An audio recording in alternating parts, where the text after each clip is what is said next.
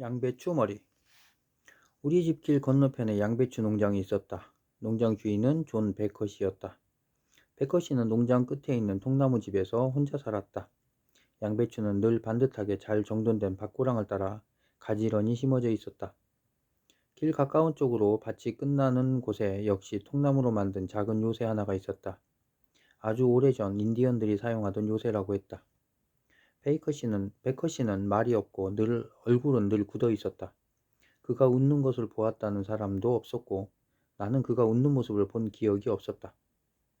다만 서로 교전 중에 무슨 이야기를 할 때 가끔 입가를 실룩거리는 것을 몇 번 보았을 뿐이다. 어릴 때 나는 베컷이 농장에서 수시로 양배추를 훔쳐먹었기 때문에 우리는 자주 교전을 벌였다. 베컷이는 이웃 사람들과 친하게 지내지 않았다. 사실은 이웃 사람들이 그를 별로 좋아하지 않았다. 우리가 처음 이 동네에 이사를 와서 그와 이웃이 되었을 때 나는 베컷이네 집 가까이 가지 말라는 주의를 받았다. 어머니는 말씀하셨다. 그는 좀 무섭고 대하기 어려운 사람이니까 그 사람 집 근처에는 얼씬도 하지 마라. 그런 경고를 받았지만, 아니 바로 그런 경고 때문에 모험심 많은 나는 자주 그의 농장 근처를 기웃거렸다. 내가 낡은 요새를 쳐다보고 있을 때 베컷이가 밭에서 요새의 모퉁이를 돌아 나오다가 나를 보았다. 우리는 서로를 살피느라 잠시 동안 서 있었다. 그가 먼저 말했다. 저기 길 건너 집에 새로 이사 온 아이구나. 나는 그렇다는 뜻으로 고개를 끄덕였다. 애들은 여기 오지 않는다. 내가 호기심으로 물었다. 왜요? 그는 다시 양배추밭으로 가려고 돌아서면서 어깨 너머로 말했다. 아이들은 이 근처에 가지 않는 것이 좋다고 어른들이 말해주지 않든? 그리고는 잽싸게 양배추에 붙은 벌레를 손으로 쳐서 잡았다. 내가 물었다. 아저씨는 매번 그렇게 할 수 있어요? 뭐를 할 수 있냐고? 그렇게 벌레를 손으로 쳐서 잡을 수 있냐고요. 그래, 거의 놓치지 않는다. 그때 처음으로 그가 약간 웃는 듯 입을 실룩거리는 것을 보았다. 그는 다시 내 곁을 지나 양배추를 솔로 문지르면서 밭고랑을 따라 걸어갔다. 나는 그의 옷소매를 잡으며 말했다. 백호 아저씨 그는 나를 내려다보며 말했다. 너 아주 찰거머리 같구나. 내게 대답할 틈을 주지 않고 그는 말을 이었다. 네 가족들이 여기 가지 말라고 했지? 나는 어린이다운 순진함으로 말했다. 그랬어요. 나는 길 건너편을 가리키며 말했다. 저기 살아요. 엄마가 찾으려면 부르겠죠 뭐. 나는 다시 그의 소매를 잡으며 말했다. 베커 아저씨, 저 요새에 올라가도 돼요? 그는 얼굴이 굳었다. 너 올라가다 떨어져서 목이라도 부러지면 너희 부모님이 내게 뭐라고 하시겠니? 나는 고개를 저으며 말했다. 저는 안 떨어져요. 제발 올라가게 해주세요. 저 탑에 올라가면 레버나 공원 전체를 볼 수 있을 거예요. 한참 생각하더니 베커씨는 허락한다는 의미로 가볍게 고개를 끄덕였다. 한창 자라는 아이가 그곳에 올라가는 것은 다리를 튼튼하게 하는 데 도움이 되겠지. 그는 다시 양배추 밭고랑을 따라가면서 말했다. 꼬마야 걱정이 되는구나. 조심하고 만약 떨어질 것 같으면 바로 내려오너라. 요새에 올라가는 것은 어렵지 않았다. 아래층은 한 60제곱미터 정도의 크기였다. 요새가 사용될 당시에는 입구가 아주 좁았을 것 같았다. 참나무로 만든 문에는 검정색 철로 만든 둥근 돌적이가 매달려 있는데 이미 오래전에 못질을 해서 막아놓았다. 요새 2층은 아래층보다 훨씬 넓었고 중앙에는 둥그렇게 튀어나온 구조물이 놓여 있었다. 꼭대기에는 길고 좁은 구멍이 많이 뚫려 있었다.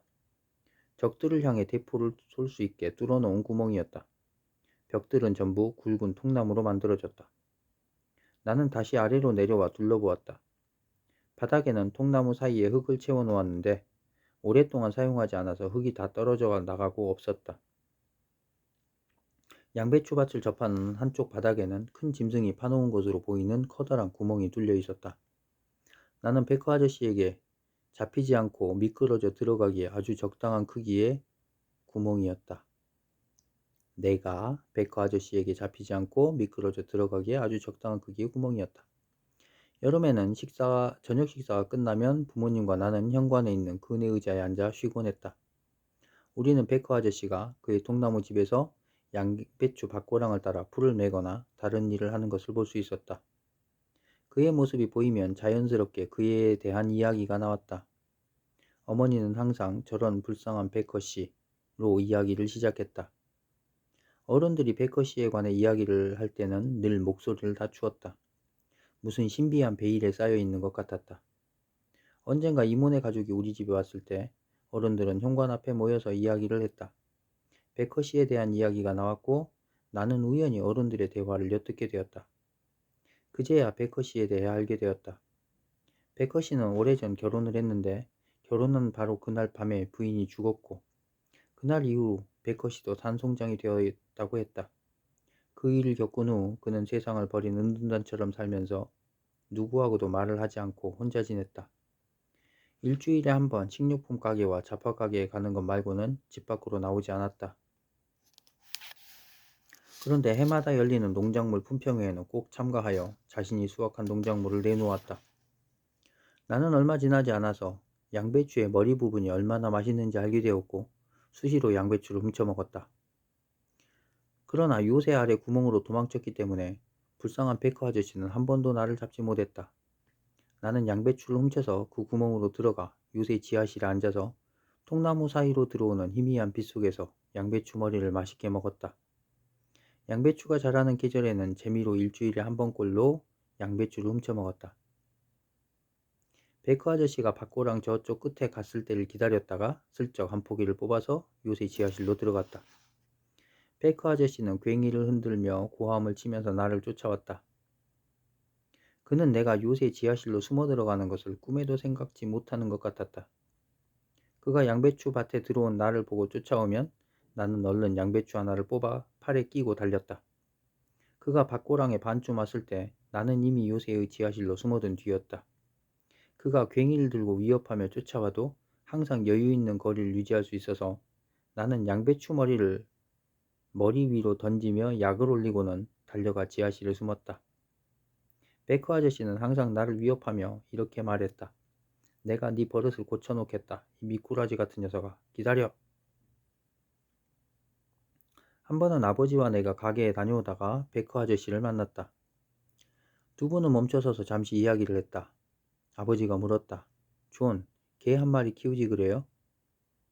베커 아저씨가 이상한 눈빛으로 나를 바라보며 조용히 말했다. 개 안 키워요. 아버지가 물었다. 왜요? 개를 싫어하세요?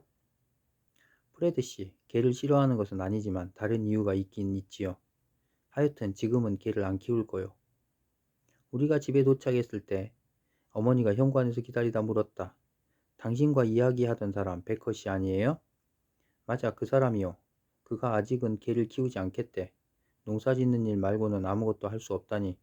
얼마나 더 저렇게 지낼 건지. 루시, 루시가 그렇게 된 지 얼마나 되었지? 어머니는 아버지의 어깨 위에 손을 얹으며 말씀하셨다. 자, 당신 그만해요. 나는 베커 아저씨가 어떻게 내가 요새 지하실로 숨는 것을 모를까 하는 생각을 하다가 불쑥 말했다. 베커 아저씨는 순 바보 멍청이에요. 어머니는 화를 내며 말씀하셨다. 너 왜 그렇게 못된 말을 하니? 나는 더듬거리며 말했다. 바보가 아니라면 왜 다른 여자를 못 얻어요? 너 다시 내 앞에서 베커 씨를 그렇게 말하면 가만두지 않겠다. 당장 네 방으로 올라가거라. 저녁 여름이 끝날 무렵 베커 아저씨가 마당에서 말의 어깨에 새 기계를 매다는 것을 보았다. 나는 양배추를 훔치러 온 것이 아니라는 표시로 손을 주머니에 넣고 그에게 다가갔다. 그리고 말에 매다는 기계를 보며 물었다. 그게 뭐예요? 밭을 가는 경작기란다. 그가 말했다. 괭이보다 훨씬 쉽게 밭을 갈 수 있지. 나는 그의 말을 거의 듣지 않고 재빨리 아주 큰 양배추의 머리 부분을 살펴보았다. 큰 양배추 주위에는 보호막이 둘러쳐져 있었다. 나는 감탄했다. 와, 정말 큰 양배추네요. 그렇지. 저 양배추 머리에 리본을 달 거다. 품평회에 내놓을 물건이지. 나는 의아한 눈빛으로 물었다. 그런데 왜 보호막을 치신 거예요? 응, 토끼가 들어오지 못하게 친 거다. 그는 나를 똑바로 쳐다보며 계속 말했다. 나는 저 양배추에 어떤 일도 일어나지 않게 할 거다. 저 양배추가 올해 품평회에서 틀림없이 최우수상을 받을 거야. 나는 아무 대답도 하지 않고 만약 내가 베커 아저씨가 보는 앞에서 저 무거운 양배추를 들고 뛰면 잡히지 않고 달아날 수 있을지 상상해 보았다. 그렇지만 베커 씨가 품평회에서 상을 받을 수 있는 기회를 뺏으면 안 될 것 같았다. 저녁에 집에 들어왔을 때 들은 소식은 양배추 훔칠 생각을 영원히 접게 했다. 우리가 이사를 간다고 했다. 미주리주 캔사스시티에 사는 댄 작은아버지와 함께 살게 된다고 했다. 그 다음 2주 동안 우리 가족은 모두 정신없이 바빴다. 이삿짐을 싸고 떠나기 전에 마지막으로 정리해야 할 일들이 너무 많았다. 버리기엔 아깝지만 가지고 가기 힘든 물건들을 처리하기 위해 차고 세일도 했다. 우리가 떠나기 하루 전날이었다. 거실에는 다음날 아침에 이삿짐 차에 실을 가방과 상자들이 산더미처럼 쌓여 있었다. 저녁에 우리 가족은 힘들게 보낸 하루의 피곤을 풀려고 현관 그네 의자에 앉아 쉬었다. 베커 씨가 문을 나와서 한참 동안 서 있다가 천천히 움직이는 것이 보였다. 내가 말했다. 한참 동안 베커 아저씨를 못 봤어요. 떠나기 전에 인사를 드려야 할 것 같아요. 어머니가 말씀하셨다. 그럴 필요가 없을 것 같구나. 그가 우리 집으로 오고 있다. 확실히 베커 아저씨는 양배추 밭을 지나 우리 집으로 왔다. 그는 큰 상자 하나를 들고 왔다. 대문에 들어서면서 그는 손으로 모자를 살짝 들고 인사를 했다. 안녕하세요, 마거린 여사, 그리고 프레드 씨. 그는 나를 보며 말했다. 얘야, 이제 떠나는구나. 아버지가 말씀하셨다. 좀 올라와서 앉으시지요. 베커 씨는 고개를 가로저었다. 밭에 풀을 매야 해요. 그는 계단 위에 상자를 내려놓으며 내게 말했다. 너 내일 기차 타고 가면서 먹으라고 가져왔다. 도매상에서 파는 큰 과자 상자였다. 베커 씨는 조금 망설이다가 손을 내밀어 내 어깨를 두드려 주었다. 그는 우리 부모님에게 인사를 하고 내가 미처 감사의 인사를 하기도 전에 돌아서서 자기 농장으로 터벅터벅 걸어갔다. 어머니가 물었다. 너 그게 뭔지 아니? 아니요, 아마 과자 아닐까요? 어머니가 말씀하셨다. 그게 과자라면 꽤 오랫동안 먹겠네? 기차로 이사를 하는 일은 재미있기도 했지만 아주 번거로웠다. 어떤 짐은 우리가 타고 가는 객실에 놓을 수 있지만 어떤 짐은 화물칸에 실어야 했다. 드디어 기차가 출발했고 식당차에서 점심을 먹은 뒤 나는 어제 베커 아저씨가 준 상자를 꺼냈다. 어머니가 말씀하셨다. 너무 많이 먹지 마라. 저녁 못 먹는다. 나는 묶었던 끈을 풀고 뚜껑을 열었다. 한참 동안 상자를 뚫어지게 바라보았다. 그리고 뚜껑을 덮으면서 어머니를 쳐다보았다. 어머니가 말씀하셨다. 과자 아니네? 나는 목이 메어서 말을 못하고 그만 고개만 가로저었다. 베커 아저씨의 모습을 떠올리다가 그 순간 그가 고랑을 따라 평행선으로 나를 따라오면서도 늘 어느 정도 거리를 두었다는 사실을 깨달았다. 그는 내게 도망칠 시간을 주었던 것이다. 나는 그가 밤에 부엌에 혼자 앉아있는 모습을 떠올렸다. 개를 키우면 동무 삼을 수 있을 텐데 개를 키우지 않았다. 나는 그가 왜 개를 키우지 않았는지 그 이유를 이제야 알았다. 개가 나를 양배추밭에 들어오지 못하게 하거나 물까봐 염려해서 개를 키우지 않았던 것이다. 눈물이 났다. 눈물을 감추려고 창문 밖으로 스치는 풍경을 바라보았지만 아무것도 볼 수 없었다. 어머니가 상자를 열어보았다. 칙칙폭폭거리는 기차 소리 사이로 어머니가 외치는 소리를 들었다. 하느님 맙소사, 여보 이것 좀 봐요. 이렇게 큰 양배추가 있다니. 아버지도 감탄하며 말씀하셨다. 존이 품평회에 출품하면 최우수상 받을 물건을 폴에게 주었군.